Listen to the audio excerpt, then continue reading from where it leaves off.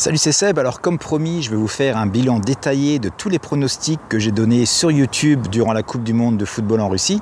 Et je vais vous montrer également comment j'ai sécurisé certains de ces paris en live betting, ce qui a eu pour effet d'augmenter considérablement mes gains. Alors passons sur mon écran et voyons ça en détail. Alors comme vous pouvez le voir, il y a beaucoup de rouge dans ce haut de tableau, ce qui correspond aux paris perdus lors notamment des résultats surprises durant la phase de groupe. Bon, il y a toujours des surprises dans une compétition comme la Coupe du Monde, mais là, on a vraiment été gâtés. Alors, dans un cas comme ça, il ne faut pas paniquer et faire des erreurs qui pourraient être fatales, comme par exemple vouloir se refaire rapidement en augmentant ses mises. Les mauvaises séries, ça existe. La preuve en est, j'ai perdu mes 4 premiers paris. Dans une situation comme ça, si notre stratégie a prouvé par le passé qu'elle était fiable, il n'y a aucune raison de changer quoi que ce soit.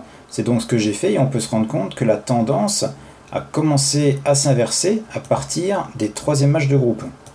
Et c'est d'ailleurs poursuivi car aucun pari n'a été perdu à partir des 8e de finale. En bas de tableau, on retrouve mes paris d'avant Coupe du Monde. Alors c'est ceux que j'avais consacrés au classement et aux points marqués des différentes équipes dans le groupe respectif. Là encore un très bon bilan avec 7 paris gagnés sur 9.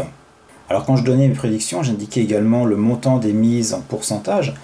Alors dans mon cas, 1% représente 100 livres sterling, ce qui fait un peu plus de 110 euros. Mais pour faire simple, dans ce tableau, j'ai tout mis en euros. Alors le montant total des gains sur cette Coupe du Monde est de 1370,50 euros. Et je vous entends tout de suite me dire, ok, mais dans le titre de la vidéo, tu indiques plus de 2500 euros de profit. Alors je vais vous expliquer ça tout de suite. Les 1370,50 euros sont les gains que j'aurais perçus sur mes 47 paris si je n'avais rien touché durant la durée des matchs. Mais je suis quelqu'un qui, dès qu'une occasion se présente, sécurise certains paris en live betting. Et c'est quelque chose que j'ai pu faire sur 6 de ces 47 paris. Alors sécuriser un pari, ça veut dire quoi? Eh bien ça veut tout simplement dire que si à un moment donné de la partie, le match va dans le sens de votre pari, vous allez avoir la possibilité, si vous en sentez la nécessité, de placer un second pari qui va vous protéger en cas de retournement de situation. Si à aucun moment de la partie le match va dans le sens de votre pari, vous ne pourrez bien sûr pas faire grand chose à part accepter la perte à la fin de la rencontre. Alors voyons concrètement ce que ça signifie. J'ai fait un autre tableau juste à côté montrant les tentatives de sécurisation que j'ai effectuées. Si on regarde les 2 premiers paris, ceux-ci ont été perdus. Et je n'ai pas pu sécuriser de gain car à aucun moment de la partie, le match est allé dans le sens de mon pari.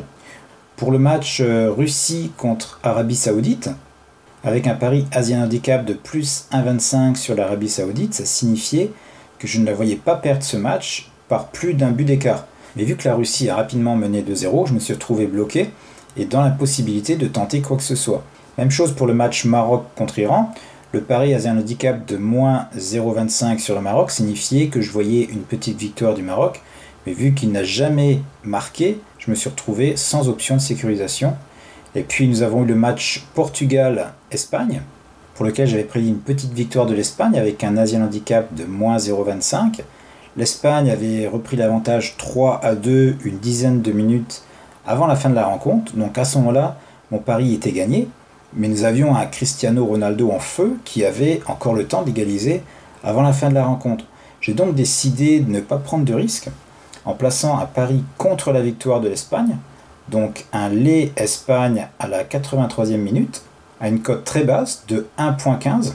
Donc je ne risquais que 30 euros pour un gain potentiel de 200. Le Portugal a marqué en toute fin de match, ce qui signifie que mon premier pari a été à moitié perdu, donc une perte de 100 euros, mais que le second a été gagné, donc un gain de 200 euros. Donc en final, grâce à cette manipulation très simple et sans risque, le pari que j'aurais dû perdre à moitié, eh bien en fait je l'ai gagné à moitié, donc un profit net de 100 euros.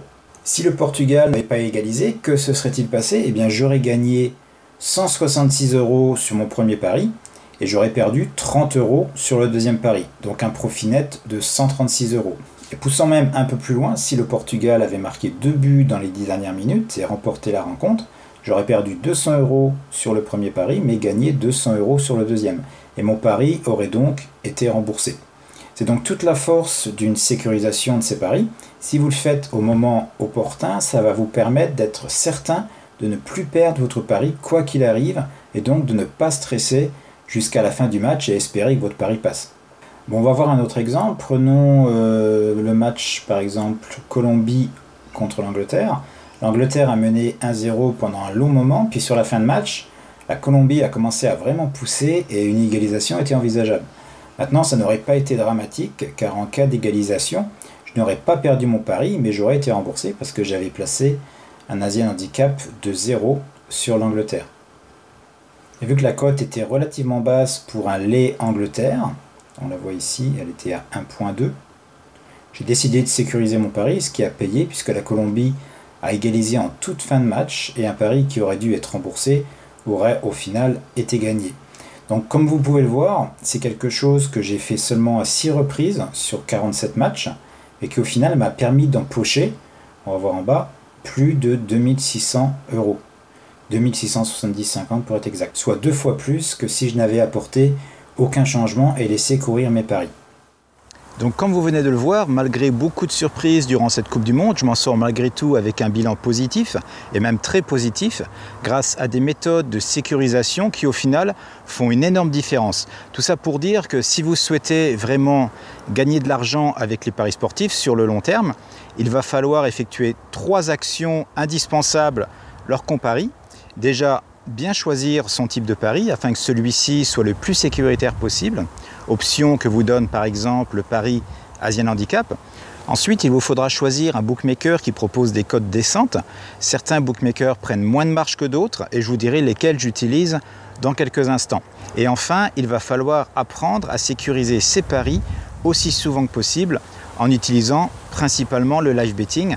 Ça va consister à effectuer des manipulations très simples, mais qui devront être effectuées avec un timing bien précis. Alors je vous rappelle qu'il est toujours possible de vous inscrire et de recevoir mes pronostics offerts en cliquant sur le lien juste en dessous de cette vidéo. Vous avez été près de 1000 à le faire durant cette Coupe du Monde et je vous en remercie. Et en vous inscrivant, ça vous permettra également de recevoir 3 vidéos entièrement offertes qui vous expliqueront comment ouvrir un compte chez les bookmakers que j'utilise depuis la France ou ailleurs, à savoir Pinnacle, Matchbook et Betfair. Vous pouvez également me suivre sur Snapchat, ça vous permettra de recevoir des pronostics pour lesquels je n'ai pas le temps de faire de vidéos. Ce sont des pronostics sur le football évidemment, mais aussi sur le cyclisme, un autre sport que je suis de très près, sur des compétitions comme le Tour de France par exemple, sur lesquelles il y a de belles opportunités de paris. Je vous ai également mis le lien de mon bilan Coupe du Monde en dessous, comme ça vous pourrez le regarder tranquillement. Alors cette vidéo est terminée, je vous en prépare plein d'autres pour la reprise des championnats européens, donc n'oubliez pas de vous abonner pour ne pas les rater. À très bientôt, ciao.